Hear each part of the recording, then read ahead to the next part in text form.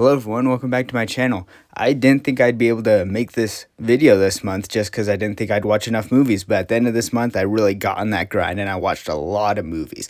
This video is primarily going to be focused on Kurosawa films, so without any further ado, these are the movies I watched in June of 2024. Start off by watching Godzilla Minus One. Heard a lot of, hubbub about this movie, so I dropped on streaming finally and thought I'd check it out, and yeah, it is really good. It's a really solid action film that I feel like actually does a really good job of having real emotional stakes, which I feel like is sadly not something you see too often in action movies. But this one does it really well, and it makes it so that you're actually really invested in all the characters, and therefore it makes all the action much more tense. It does a great job at making Godzilla really feel like this monster, just this absolute destroying machine, and it's really honestly a bit terrifying when you see it on screen. I've not seen much of the new Godzilla and Kong movies, but I get the general gist of them, and I can tell that they are just so much different from this. First of all, this one it does a great job at being a nice encapsulated story, and it just actually again, cares about its characters and really puts the time to get you attached to them in a really well-written ways. It's just a really good action film. Paddington is up next.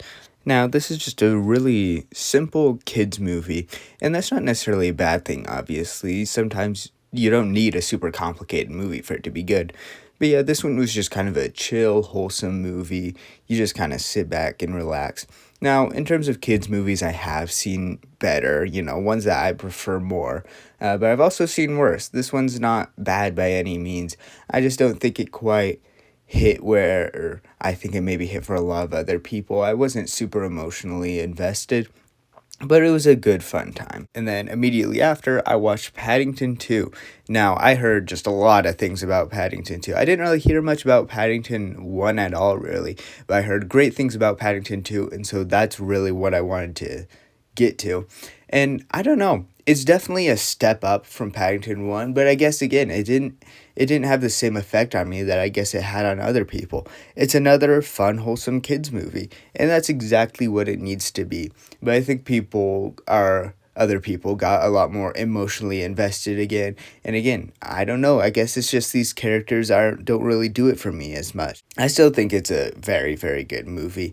If you just want something that's easy to watch, you can, throw this on anytime. But I guess it's just not as much my thing, maybe. Monster is a very hefty movie. There was a lot to unpack in this movie and a lot to think about. It's one that's really just kind of permeated my mind ever since I watched it, and just a lot to chew on there.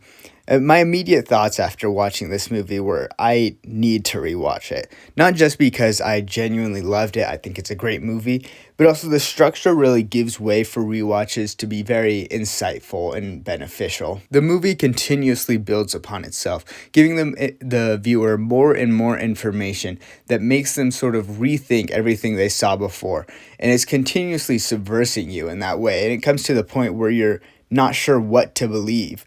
And I think it's really interesting in that way. It makes it so that upon rewatch, when I have more information, I think I can pick up on a lot more things that I maybe hadn't before. This movie could be hard to get into for some. I do think the start of this movie is not as interesting. I think it would be on rewatches when you have all the information, as I said.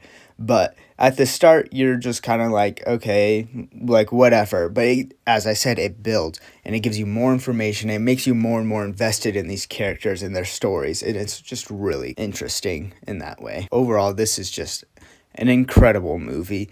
And it just has a lot to say about people's perspectives and biases and some really interesting stuff to do with that. Just go ahead and watch it. It's great. Rashomon. Now we're actually getting into the main meat and potatoes of this video, focusing on Kurosawa films. To be honest, I watched Rashomon pretty much because I knew it had similar themes and ideas to Monster, and I don't know, just felt like watching them back to back. Overall, I do prefer Monster's approach to it, but Rashomon is not a bad movie. by any stretch.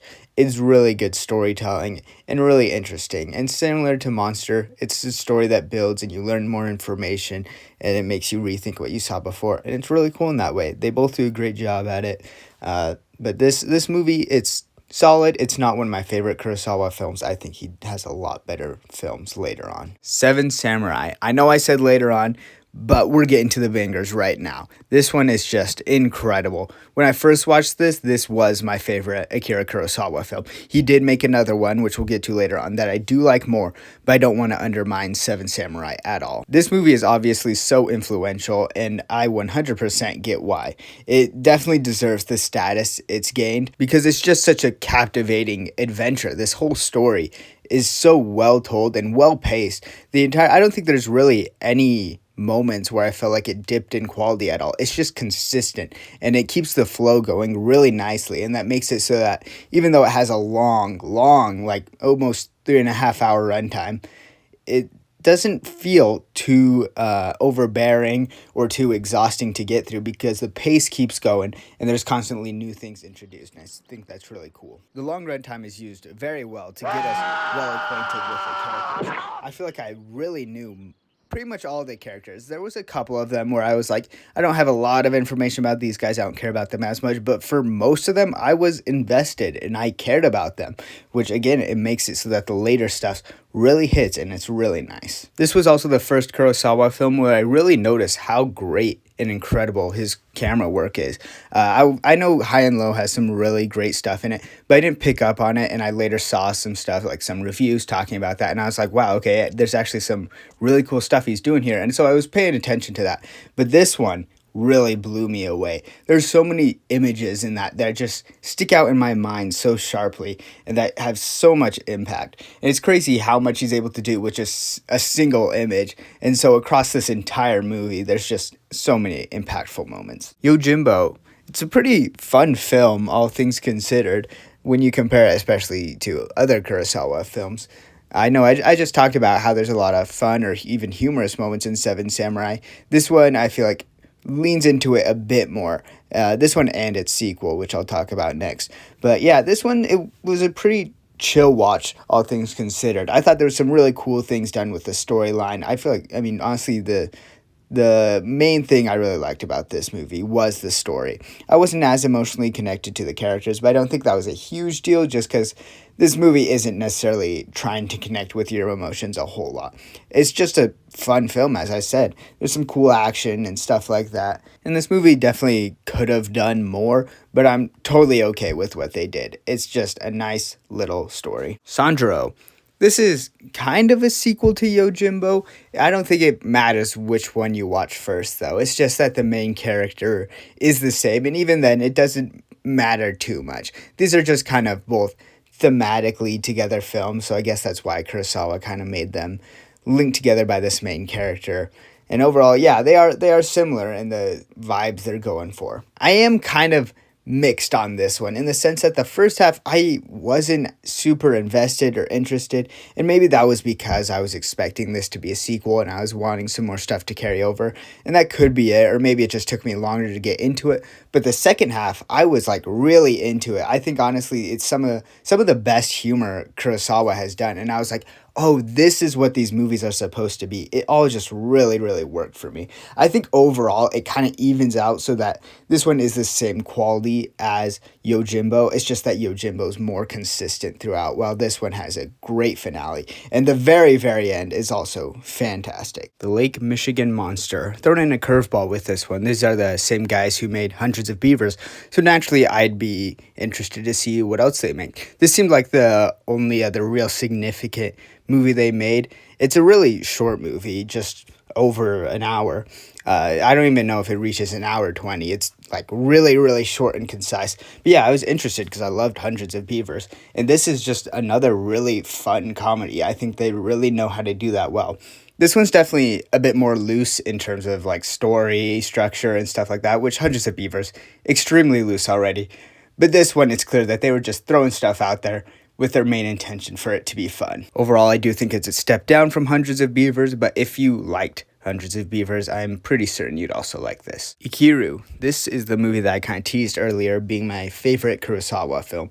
It's just such an emotionally impactful movie, and it's really quite powerful.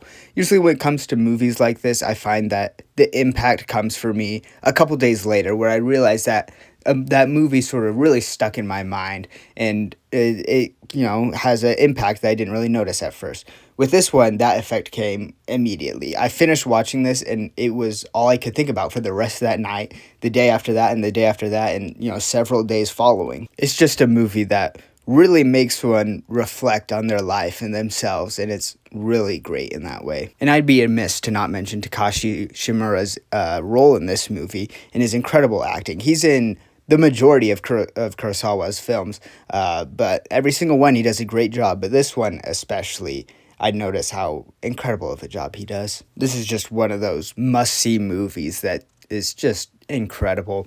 A lot of the stuff it says you might think, I've heard this stuff before. I've seen other movies do this similar thing, but I don't think I've seen or heard of any movie that's done it quite like Ikiru and has done it quite as well. Ran, or Ran, I'm not exactly sure how it's pronounced, but it's a fantastic movie nonetheless. Watching this immediately after Ikiru really set in stone for me that Kurosawa just has incredible range. He can really make any story, because while Ikiru was more of a small focused story, this is so big, grandiose, and large scale. It's a very flashy movie with a huge emphasis put on the visuals. There's so many just impactful imagery within this movie. So many beautiful shots. This is like Kurosawa's best looking film, which is a big deal because I praised his camera work in other movies, but the colors in this one, they just really hit and makes it probably one of the best looking films I've ever seen. And again, the large scale is just incredible. There's so many shots where there's just like hundreds of people and dozens of horses, and it's like, how in the world were they able to film this? It's just insane when you think about it. But while watching it, you're just so immersed that it doesn't really come to mind too much. But it's just when you look back and think, holy crap, like, how in the world is that possible? It's incredibly impressive. In Kurosawa's other films, there were shots with lots of people and horses and stuff like that, and I thought it's incredibly impressive that he's able to handle all this. And I didn't mention it before because this movie just completely makes those seem like insignificant, because this is just insanity. Well, I think the main appeal of this movie is the visuals and the overall feeling that you get, this grand epic. I think it does have also really great themes, pretty solid characters as well, and just a really interesting storyline that I got really invested into. It's all around just a super great film, and it's incredible that it came so late in Kurosawa's career where, I thought maybe he'd fallen off a bit more towards the end, but no, he was making incredible movies till the end. And those were all the movies I watched this month. Really glad I got around to watching some of the films by one of the best directors ever, as well as, a few other films thrown in there. But, you can tell me your suggestions or thoughts in the comments down below. Remember to save the blobfish, and I'll see you guys next time.